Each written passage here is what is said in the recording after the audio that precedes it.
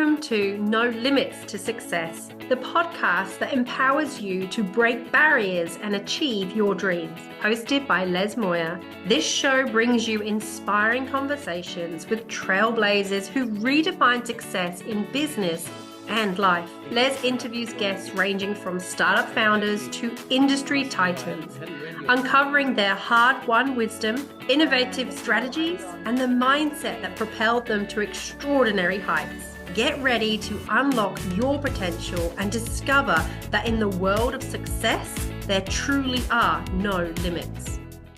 Well, welcome to No Limits to Success podcast. Today we have the privilege of speaking with three remarkable members of Matthew's real estate family.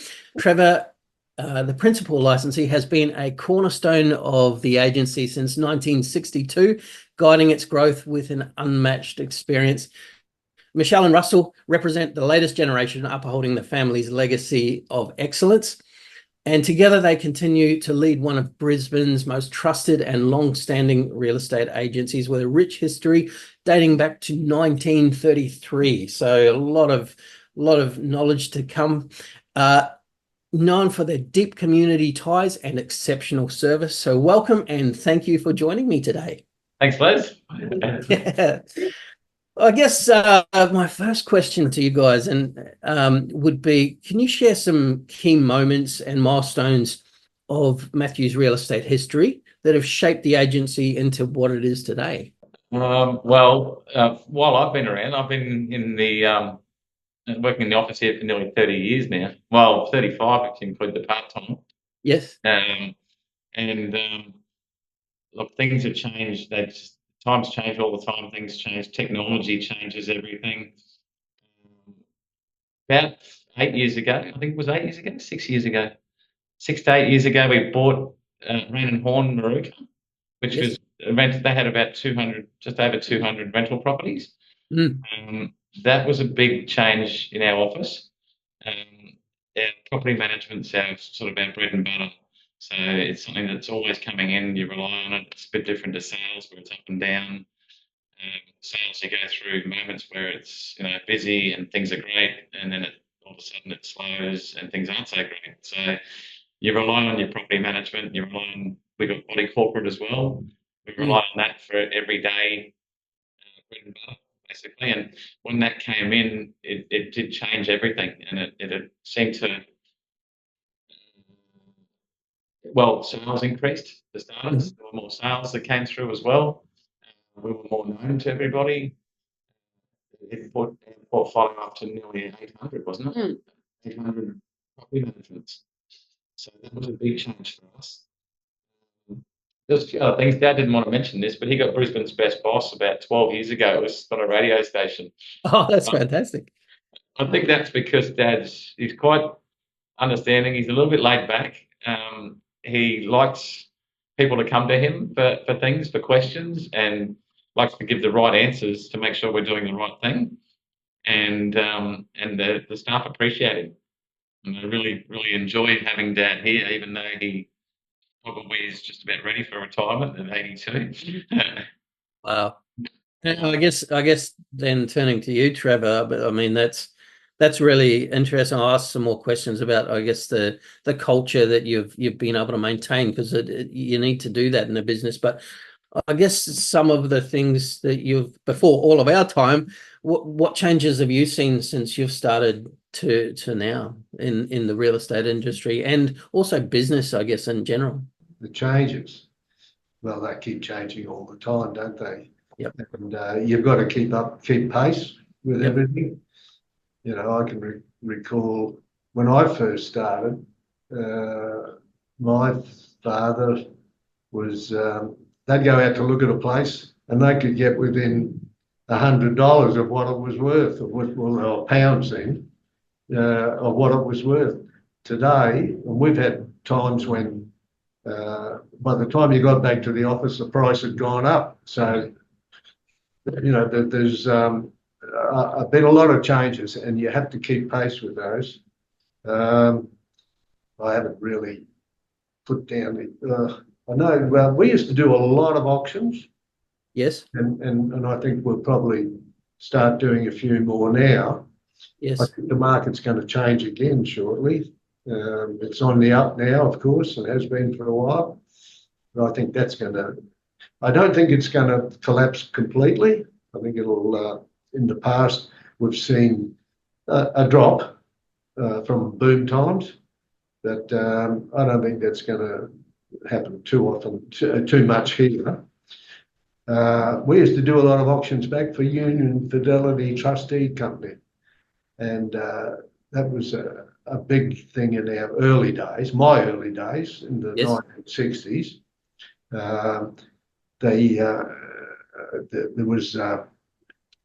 They were all estates and deceased estates mostly.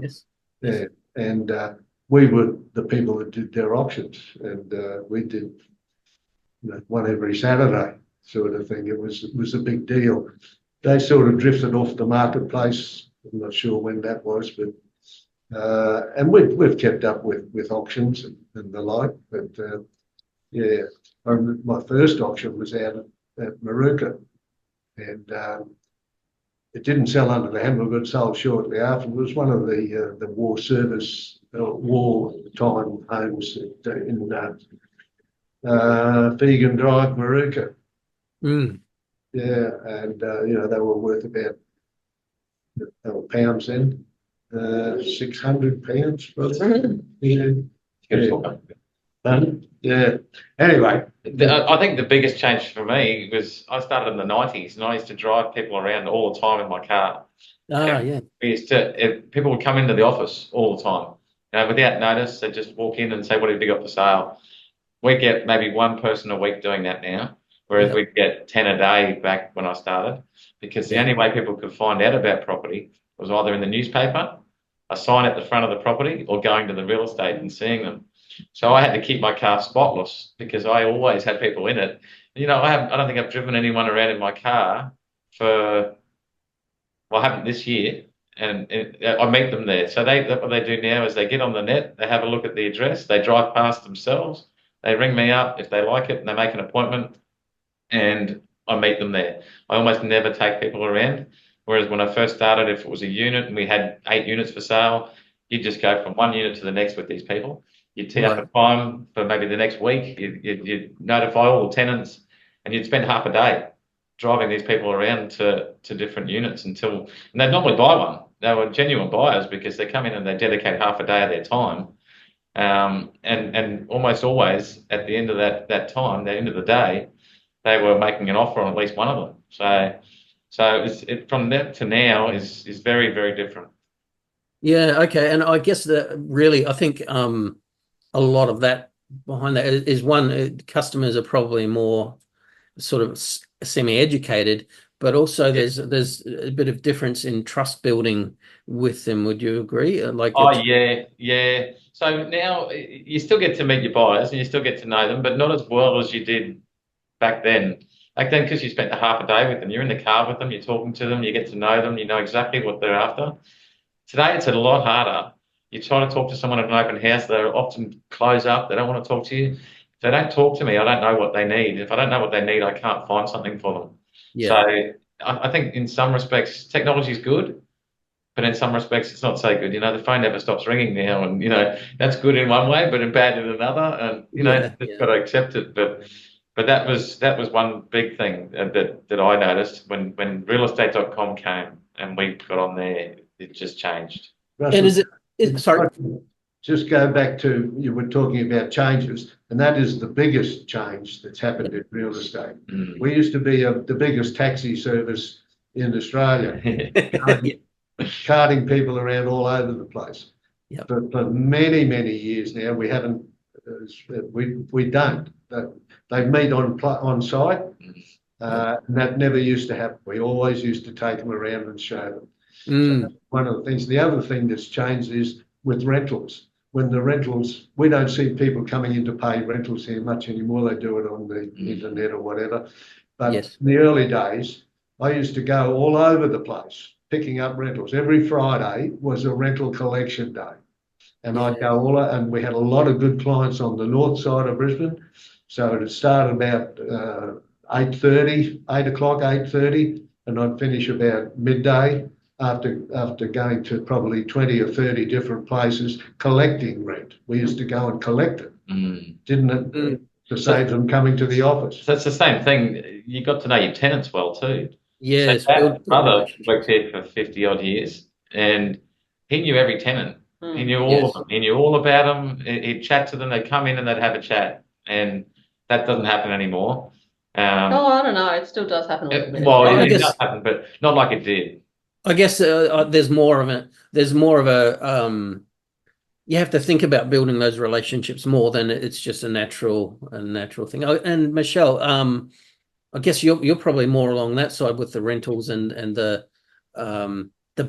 back office sort of stuff. So I guess your perspective on the changes over those years. Yeah, look, I think one of the other major turning points for us is when we started our body corporate business. Yes. So it started organically in 1982. I don't know the backstory as to why it started, but we managed so many units around town that it seemed a natural progression. So that business started with a few hundred lots, I suspect. 90 of course. Started with one. Well, you got to start with And we one. still do Yeah, you always got to start with one. Yeah. Yeah. we still do the management of it, and we've never gone looking for it. It's always just Right. come to us. So the portfolio now has about 5,500 lots in it over a number of buildings, mostly around our geographic locations, so they're easy to service for contractors and the like. But that's been a big part of our business now. It's doubled the size of it, and we work really hard behind the scenes to stay relevant and competitive in the marketplace with the body corporate side of things. And we're always looking at ways of restructuring because it's such a niche service. There's a lot of people understand real estate, but a lot of people don't understand body corporate management. So it's an education for our owners, and it's also an education in the marketplace, finding the right people to work the job, because you don't need a certain qualification just yet. I think times will come shortly where you will, but right now you don't need a qualification. So a lot of in-house training and a lot of getting people up to speed on what they need to know. There's the legislation behind body corporate management is quite massive. So it's a big task, and you've got to be a certain type of person, but we think we've got the right people on the bus. Well, I think that leads me again to Russell was actually telling me most of your staff have been with you for a long time, and we have this catchphrase now where we talk about culture, but obviously that's just been ingrained over the lifetime. So to be able to maintain your staff, is there anything that you do in particular that I guess people starting out could learn from, the basics, or how you think about it? But it's probably natural for you guys, but that's what people have to learn when they're building a culture or a baseline of stuff. How would you say you look at it? I don't think there's a golden answer, but we did actually sit down and reflect on what our values are, and we went over that last year and came up with some that are really us. And now that we've got them in the forefront of our minds, we use them all the time to make decisions. Oh, that's really good. Yeah. Even as recently as the weekend, we've had new rental law reforms in the real estate side of things. So you can't increase the rent more than once in a 12-month period. So an owner came to us wanting his property leased. He put the rent up in March. So the next time he can raise it is next March. So, of course, it's well and truly undervalued at the moment. So we've had a cast of thousands go through the place on the weekend. And I had someone working on the weekend, and she said, I said, it's because you care. She's sitting here. She goes, it's tearing at my heartstrings. All these people are coming to the office to fill out application forms because they just are so desperate to get something. And we're seeing it all the time. But in our staff, we try to aim for those people who do care about the client. They care about the owner. They care about the tenant. They care about what they do. And that's probably the biggest value that we hold. And it's only that we've now, understand it and we think about it that we go, oh, that's why that person worked in that role, is because they cared, like us, that they do it the Matthews way. So I guess when you sit down and think about what your values are and what's important to you, and you find those traits in your people, that's how you get people on the bus and they stay and they are committed, and you're all facing forward, you're all going in the same direction, and to the same goals. So I think that's the key. I don't have any other special message as to why it works. It's hard, Les, and because if you've got someone that's not fitting in and they're not caring, or they just come to do a job but don't care about the job, it's obvious, and it can affect the culture. And you need the culture to be good. You need everyone to be working as a team, working together, enjoying their company, not arguing with each other.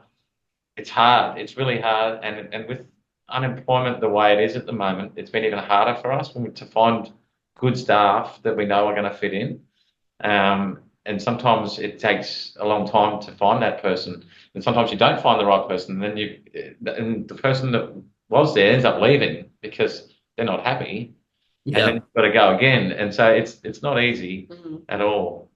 No, I think that's a reality. It's facing a lot of businesses at the moment, and I guess also understanding that is the case, of why that's not fitting, and reflecting on those values. And if those values aren't reflected in the employee, at least you know what's going on, and it's not a haphazard choice. But I guess intrinsically that used to happen where the values were often it just came naturally in the olden days. But now I think, I'll say olden days, but listen to me. But I think it's tough, yes. But when you find the right people, and you know why they're fitting, because you're looking for those values up front. And I really like that, Michelle. And I guess that's where it's a very diverse, especially I think, we call them different generations now, but there are true differences in the way people think, in the way that people look at job roles now. And we have to consider what they want and what we want, and how we can mesh those. So I understand that. You actually we've covered a lot of the questions that I was going to answer. So one of the ones, I guess, for all of you would be, are there some specific challenges over a period of time that maybe you've come up against, that you've had to make some adjustments and go, okay, how do we get around this? Because I think that in business, that's one of the biggest things, is people come up against blocks. And then it's either, if they can't figure out a way around it, that's when they either go backwards or close down. Is there anything that you guys have in your history where you've gone, okay, that's something, and you've worked around it to move forward? For me, it's just the market and the way the market is. And for the last 7 months, there's been very little stock, very little sellers, very few sellers, or sellers that want to buy something else, but they know if they sell their house, they've got nowhere to go. And with the rental crisis the way it is, they can't just go and rent somewhere. So we've been trying to get around that by trying to provide investors to these sellers. So someone who's buying, and then the seller can rent back for a while until they find something. Or we've also had to really dig in and find out different ways of getting listings for the last 7 months. It's been hard. Yeah. Okay. And so I've spent a lot of time, rather than selling property, trying to get sellers in the last bit, and it's been difficult. We've finally got some stock on the market now, which is good. But I think a lot of real estate agents in the last 7 months or so would have been struggling. It's been probably the most difficult period in all the time I've worked here in getting listings in this last little bit. Yep. And it's always just market changes and what you've got to do with the market, and you've got to move with the market. So for me, it's working out if it's a seller's market, if it's a buyer's market, what's going on, how you attack it, and attack everything different ways. And it's always changing. And as Dad alluded to earlier, we might be in for a bit of a slow time on the selling side now. I don't know for sure, but it just seems to be whitening up a little bit on the houses. Units are still going crazy, but houses are slowing up a little bit. So, but yeah, that seems to be happening. Yeah. There was something else I was going to mention about something we talked earlier. I had a newspaper crowd come to send me a thing saying, you've been elected as one of the top. I really hadn't got this. I've probably got it in my drawer there. They came to us and I threw it in the bin. I said, this is crap. And when something else then happened, and we were nominated as one of, I think it was in the top 10 agents in Was it the Australia. friendliest or something? Friendliest agent? We used to have it up on the wall, actually. Yeah, well, that's Remember what I that? was. Yeah. I've got it written Oh, down. that was in the 90s. I've got a record of it somewhere, but User-friendly, was it? Most user-friendly agency. Yeah, it was 92 or 93. It was in the, I remember it. It was in the 90s, and yeah, it was in the Courier Mail. And there was a big write-up, Mm. and we kept the write-up. It's here somewhere. Yeah. Yeah. and that was Australia wide, and we might have been number 10, but we were at least in the top 10 of Australia. Yep. So, and I've got that somewhere there. I'll dig it out later. Yeah. Anyway, all right. Yeah. Well, it's, I guess, establishing that you guys are what I'd describe as a legacy business because of that ability to have that long term. You know, there's a whole different way of looking at businesses now, whether growing and combining and all that. Yours is a family legacy, and those are relatively unusual now. But I think it's pretty important because they are based in some of the best values that we have, the communication. It's interesting when you were talking there, Russell, that I was talking to another agent who's one of the top 5% in Australia as well, and he was saying that it was really important to not only think about the buyer or the seller. You work for the seller and you're selling, but you're also considering the buyer as well. And when you're able to do that, that's when you've got the most user friendly. Yeah.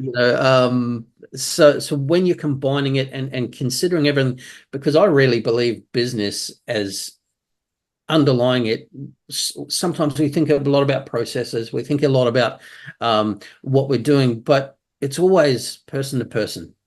I think really what you're delivering and how you're making their lives better is actually what we deliver in different ways in business. And you guys just deliver that in multiple aspects in the real estate game that outshine, and clearly you've long-term been able to deliver that for people. So I guess you can see that, like you guys are looking at the horizon and going, okay, there's changes coming up. I guess what would you, adaptability to things like that, how would you for example, rentals, how would you say that you look at challenges when you perceive them? Do you get together and how do you address challenges when they come up? Well, we've had any number of challenges with the rental law reforms in the past. It's not 2 years now. Some of them we've been given a little bit of notice, and others are pretty much when the decision has been made and we've just got to react. So I've got a great team leader and I've got a fantastic team in the rentals division, and I usually would probably get 2 people on it straight away, and then they will filter it to the rest of the group. So and we rely heavily on our professional body, the REIQ, as well, because they're excellent at providing support and really navigating everyone through these. So we have to hit it head on. There's no point just going, oh, it'll be all right, we'll worry about that when we get to it. We can't do that in this industry. So we have to, because sometimes the decision you make about a lease renewal now might be the wrong one, and then it's really hard to backtrack and cover your tracks down the road when you realise you've made a mistake. So you've just got to get it right at the outset and just battle on through. Yeah. I like to have meetings, but I agree with her. Like the meeting up with all the team in the different, like, sales or rentals or body corporate, and keeping everyone up to date with everything and having those meetings is pretty important. We didn't do that so much before Michelle got here, but since she's been here, she's been implementing that, and I think it's been a really good thing. I think that's something that the businesses need to do. They need to have these meetings with everybody that's involved in them, so that everyone understands what's going on together. Yeah, that's important. A bit of bonding as well is important as well. So we have the Christmas party at the end of the year, and that's always good. And we do a few things during the year as well, like we go to the park for lunch sometimes, and I think there's one of those coming up. Do different things. We've got Melbourne Cup Day, these little things that we do, and that's important as well. Perfect.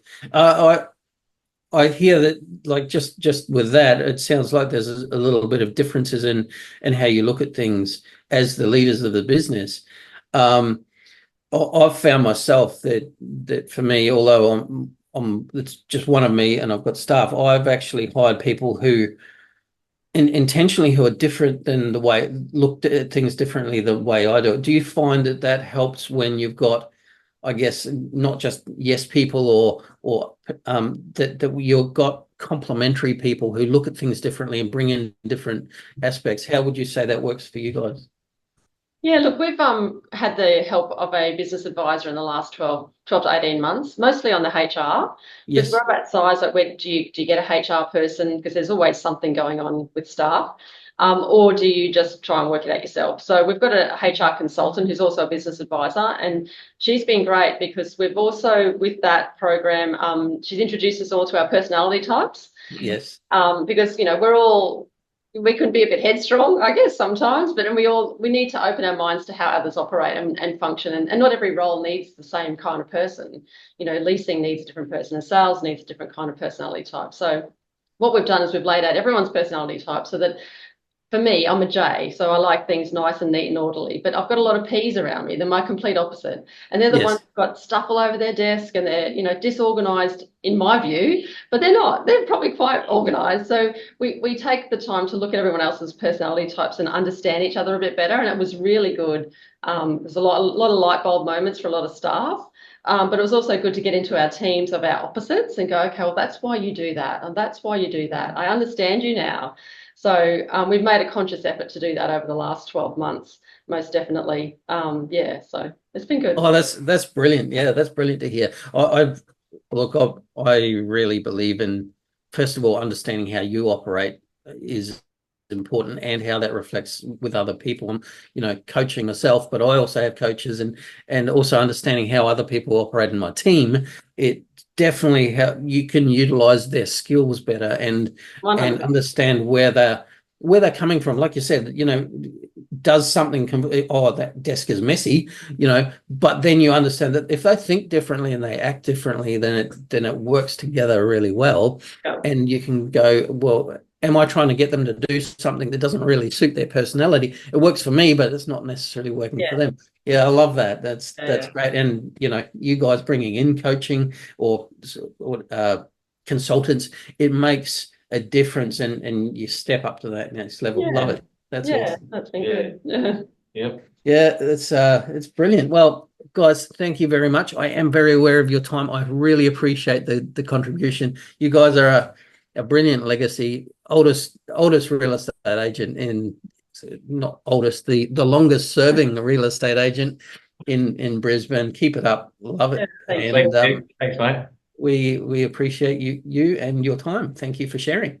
Thank you. Thank Have you. a fantastic day. Thank you for listening to No Limits to Success with Les Moir. We hope today's episode has sparked new ideas and motivation for your own journey. Remember, the only ceiling on your success is the one you create in your mind. To connect with Les's guests and explore their work, check out the links in our show notes. And if you want to dive deeper into the No Limits mindset, visit our website at nolimitstosuccess.com.au for exclusive content, resources, and upcoming events. And don't forget to subscribe wherever you get your podcasts and leave us a review. It helps others discover the show. Until next time, keep pushing boundaries and redefining what is possible. And remember, there are no limits to success.